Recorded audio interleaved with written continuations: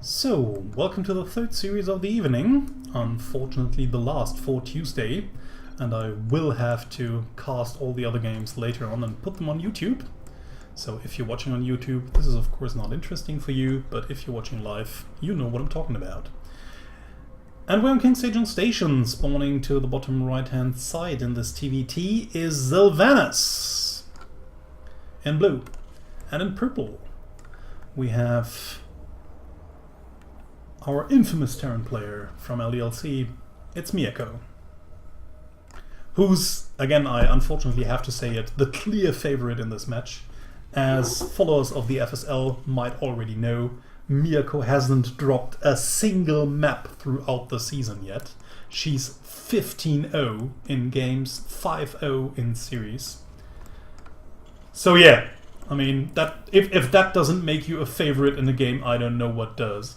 So let's see how good her TvT is, because it's her first one, I think. Yeah, because we only have 3 Terran players in the league anyways, Miyako being one, Sylvanas being the other, and then we have Grizzly. And I think Miyako actually has to play Grizzly next week, but we will talk about that later after this series. So seems as if Miyako is up for some sort of cheesy build, parking her SCV over at the third base location, while her opponent is trying to check Miyako's base with the first SCV. Okay, Reaver will be out in just a few seconds. Miyako does not really try to deny the SCV, although she's already seen it. So by putting a depot over here, she really wants to be on top of her game with clean timings. So she places the factory down here. Seems as if she wants to go for some sort of mine drop, it feels. It could also be for Hellion production, maybe, but most likely it's going to be mines. It's not really close enough in order to fly the factory inside her opponent's base, and there are actually not really good parts where you can do that. But mines are pretty fast, so if you produce them over here, you can put them in place at your opponent's base very quickly. So, and it seems as if this is what Miyako wants to do, but we'll see if I'm right or wrong in just a few seconds. Or she just wants to go with a drop, and this is what would have been actually the next thing I would have wanted to talk about. The other possibility, of course. Seems even with the tank drop. Okay, so this is not mines, it seems. Maybe she's still going to produce one mine? No, just going straight for the tank, and then tank UAC drops with the starport as well. Okay, so it could have been mine drops, but it's tank drops instead. Although I actually think that mines would have also been pretty annoying for the opponent. I mean, of course, you have one scan available, maybe even a second once this, but a mine would have already been planted down. So yeah, mines could have already been pretty annoying. But yeah, we're probably going to see. Ooh, it's even Liberator with tank support.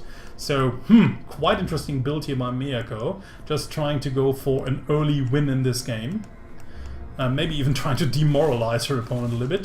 Just not being careful with a Reaper, but not losing it just barely. Whew, hot damn, that was pretty close. But maybe, oh yeah, getting it, nice move by Sylvanas here, just getting it with a Hellion. Unfortunately, she still doesn't know about Miyako's plans. But of course, Miyako has to be careful. She doesn't have that much at home. Sylvanas doesn't really know about it, and now realizes what's headed her way and is actually pulling all of her units back.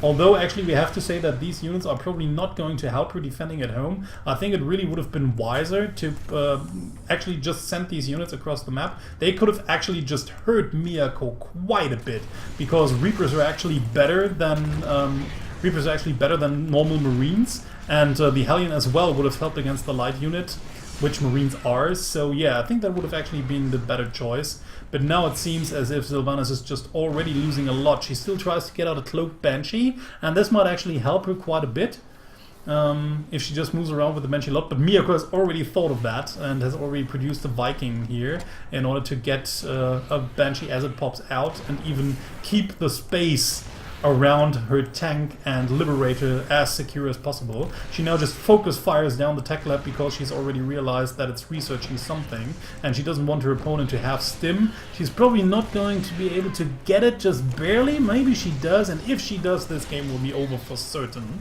Sylvanas is already suffering heavy losses with 5 SCVs having gone down, but finally she gets it done. GG's out nevertheless, sees that there's just too much, and Miyako will probably have a scan saved up anyways. Does she? Yeah, she does. So it wouldn't even matter. So even if this Banshee now cloaked, did it get cloak? Or did she just... It seems as if she just GG'd... Or can't you see it? It seems as if she just GG'd out before it finished. I don't know. Doesn't even matter. Miyako takes the first game.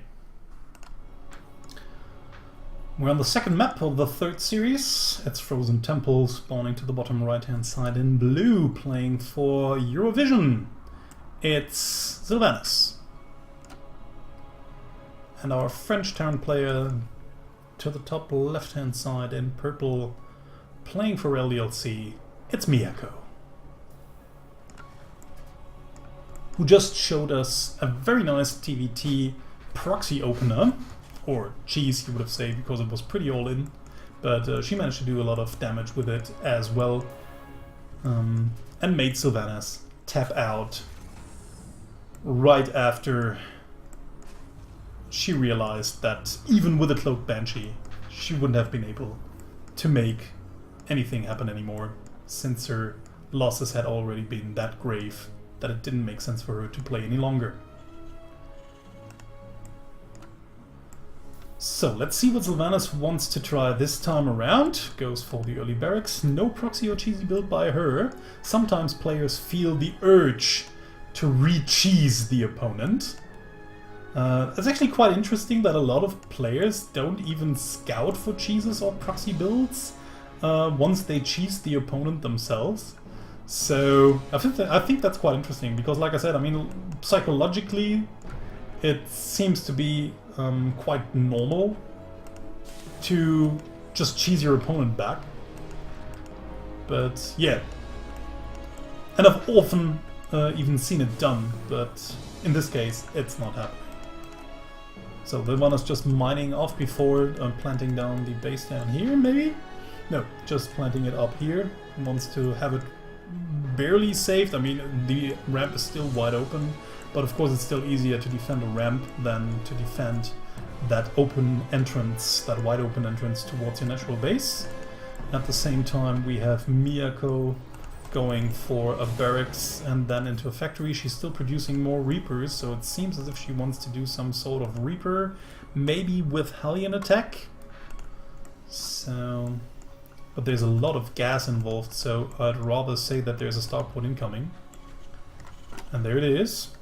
So at the meantime, we have the Reaper helping to get that gas freed that Miyako took off her opponent.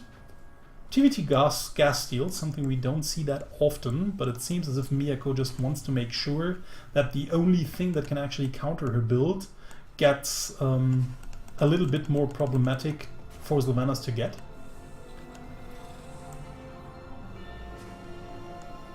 Like having an early starport or getting out more Reapers. So there she is, Reaper Hellion. So first two Reapers and a Hellion, so the Hellion together with the Reapers should help to beat off that little small force here. Has to, of course, to be careful to avoid these mines, but that's not a problem for her. Just kills off another SCV over here, returns a little bit, and now it's only two Reapers and a Hellion against one Hellion and a few workers, and I think, yeah, and she does it here, Sylvanas really needs to pull her workers quite fast before she loses any more of her units. If she really loses that last Hellion, it will be very problematic, but now again, Miyako just kills off so many workers, and Sylvanas again realizes it's not worth playing any longer after suffering so heavy losses early on in the game. GG, and Miyako takes the second game as well. We're on the third map of the series. Spawning to the bottom left-hand side of Galactic Process in blue is Sylvanas. And to the top right-hand side in purple we have Miyako, who's leading 2-0 and needs only one more game to close the series. Thus far, she went for quite aggressive, partly cheesy builds in order to get quick wins off of her opponent. Let's see if she's up to something similar, or if she tries to beat her opponent in a macro game. Would be an interesting choice, especially on this map. Galactic Process, also one of the newer maps. It got recently changed by the addition of this debris over here, and over here as well. Before that, you had an open pathway into the natural base coming from this angle, as well as from this angle, and then eventually there also was a third angle where you could get into the natural base by tearing down these rocks over here. And then then Blizzard realized that it actually had been a good idea by the original designer to have this debris over here, and they re-edited it. So they were taken out at the beginning of the season once Blizzard implemented the map, and then they changed it, and then they realized, okay, no, that's just too many angles. An opponent could get into the natural base. We can't just let that way, as the designer actually had told beforehand, and then they re-edited them.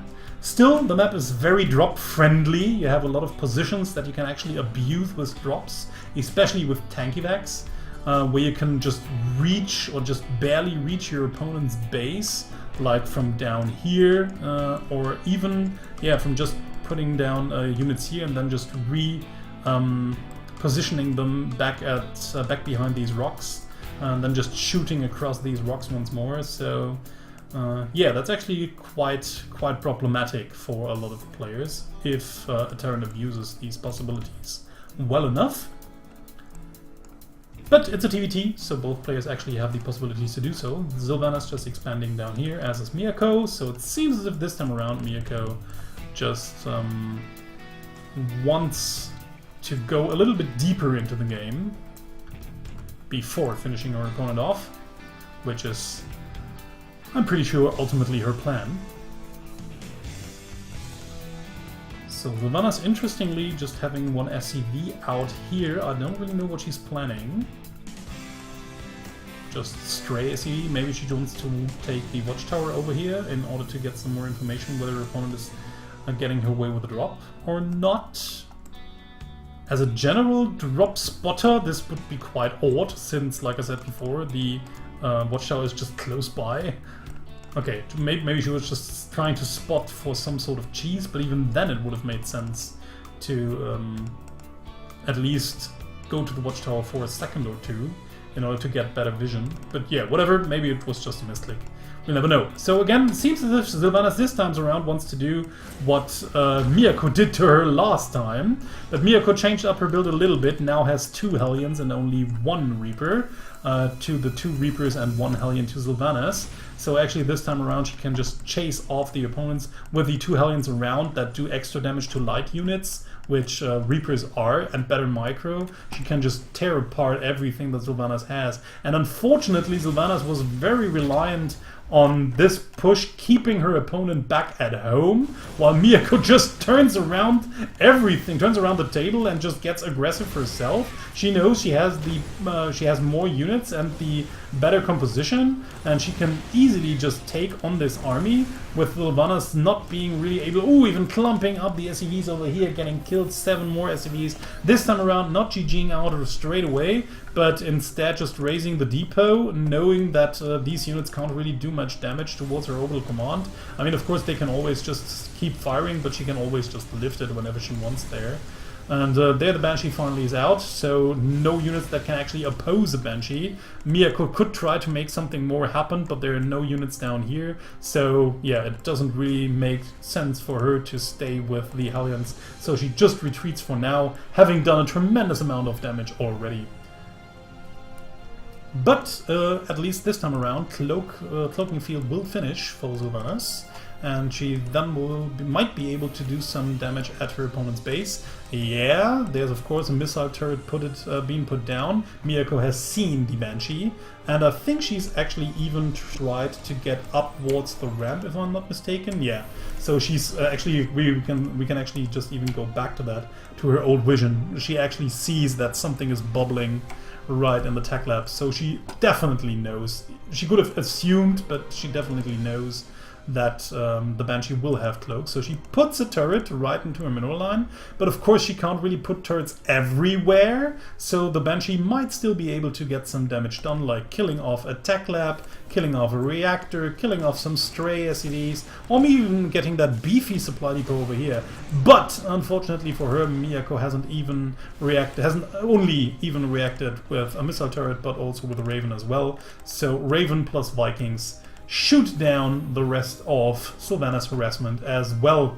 And again, Sylvanas is just quite behind already, with not a real chance to deal damage herself. She tries to make something happen with Medivac and maybe a drop later on. It's still going to be quite difficult if Miyako sees it coming a little bit earlier, because again, she has some Vikings out and some units on the ground. She even has a missile turret over here trying to get her third command center done. And even before Sylvanas might be able to do some harassment over at Miyako's side, Miyako is already pushing out with a very scary army on her side.